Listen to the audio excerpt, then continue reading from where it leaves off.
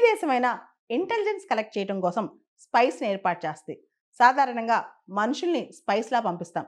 కానీ మొదటి నుంచి కూడా పక్షుల్ని లేదా పిల్లుల్ని, కాకుల్ని, కుక్కల్ని ఇలా రకరకాల జంతువులను కూడా స్పైస్‌గా గూఢచర్యం చేయిస్తుంటాం. పాత కాలంలో కూడా రాజులు ఈ పనే చేసేవాళ్ళంట. అయితే మనకి ఇలాంటి కథనాలు చాలా కూడా ఉన్నాయి. ఉదాహరణకి డాల్ఫిన్స్ ఏదైతే సముద్రాల్లో ఉంటాయో అవి సీ మైన్స్ అంటే పెద్ద పెద్ద నౌకల్ని కానీ, సబ్‌మెరైన్స్ గానీ వీటిని బ్లాస్ట్ చేయడానికి లోపల మైన్స్ పెట్టినప్పుడు వాటిని డిటెక్ట్ చేయడానికి డాల్ఫిన్ స్పైస్‌ని పెట్టేవాళ్ళంట. అంతేకాదు ప్రచ్ఛన్న యుద్ధం కోల్డ్ వార్ టైంలో సోవియట్ యూనియన్‌లో ఏం జరుగుతుందో తెలుసుకోవడానికి అమెరికన్ సీఐఏ వాళ్ళు పిజియన్స్ ఏదైతే పావురాలు ఉంటాయో వాటికి చిన్న చిన్న మైక్రో కెమెరాస్ పెట్టి పంపించేవాళ్ళంట.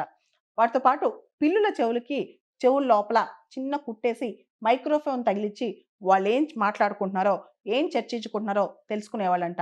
ఇలా చాలా వాడతారనమాట. ముఖ్యంగా రాట్స్ అంటే రోడెంట్స్‌కి బాగా స్మెల్లింగ్ కెపాసిటీ ఉంటది. రాట్స్ కానీ, కుక్కలకు కూడా బాగా స్మెల్ చేస్తాయన్నమాట. స్నిఫర్ డాగ్స్ అంటాం. సో, రకరకాల వస్తువులు ఎక్కడ పెట్టారో తెలుసుకోవడానికి ఈ స్నిఫర్ డాగ్స్‌ని గాని, రాట్స్‌ని గాని వాడతారనమాట. ఇట్లా రకరకాల లివింగ్ ఆర్గానిజమ్స్‌ని రక్షణ కోసం, ఇంటెలిజెన్స్ కోసం వాడటం ఎప్పటినుంచో పరిపాటయిపోయిందనమాట. జర్మనీ వాళ్ళు బొద్దింకలను వాడుతున్నారు. స్పై కాక్రోచెస్ చాలా విచిత్రంగా ఉంది గదా! చిన్న కాక్రోచెస్ మనకు తెలుసు కాక్రోచెస్ అనేవి చాలా చిన్న లివింగ్ ఆర్గానిజమ్స్ అనమాట. వాటికి చిన్న బ్యాక్ ప్యాక్ కడతారు.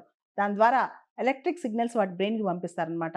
అంటే రిమోట్ ప్లేసెస్‌కి ఎవరు మనుషులు వెళ్ళలేని ప్లేసెస్‌కి ఈ కాక్రోచెస్ చాలా ప్రీ డిఫైన్డ్ అంటే వీళ్ళు డిఫైన్ చేసి లేదా వీళ్ళు సిగ్నల్‌తో కమ్యూనికేట్ చేస్తూ ఒక ఏరియాకి పంపించి అక్కడి నుంచి కమ్యూనికేషన్ తీసుకొస్తా ఉంటారనమాట. సో, స్పై కాక్రోచెస్ అనమాట. ఈ కాక్రోచెస్ బ్రెయిన్‌లో ఎలక్ట్రిక్ సిగ్నల్స్ పంపిస్తారు. కాక్రోచెస్‌కి చిన్న బ్యాక్ ప్యాక్ పెడతారనమాట. సో, ఈ కాక్రోచెస్ ఇన్ఫర్మేషన్ అంటే ఎక్కడ శత్రు ప్రదేశాల్లో ఏం జరుగుతుంది, రిమోట్ ప్లేసెస్‌లో ఏం జరుగుతుంది, అక్కడి నుంచి ఇన్ఫర్మేషన్ కలెక్ట్ చేస్తా ఉంటదనమాట. వీటితో పాటు రకరకాల యానిమల్స్, ఇతర జీవుల ద్వారా ఇన్‌స్పైర్ అయ్యి కూడా కొన్ని అడ్వాన్స్ డిఫెన్స్ టెక్నాలజీస్ తయారవుతున్నాయి.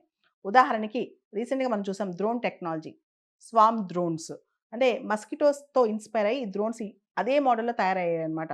చిన్న చిన్న గ్రాస్ హాపర్స్ వీటితో కూడా ఇన్‌స్పైర్ అవుతాయి కొన్ని కొన్ని టెక్నాలజీస్. అంతేకాదు ఇప్పుడు జాపనీస్ వాళ్ళ బుల్లెట్ ట్రైన్స్ ఉన్నాయి. అవి కింగ్ ఫిషర్ బర్డ్ ఎలా కూసుగా అలా ఉంటదో సేమ్ అదే మోడల్‌లో అన్నమాట. మనం చూసాం బీ-2 బాంబర్స్. ఇవి పెరిగ్రిన్ ఫాల్కన్ ఈ పక్షి ద్వారా ఇన్‌స్పైర్ అయినాయన్నమాట.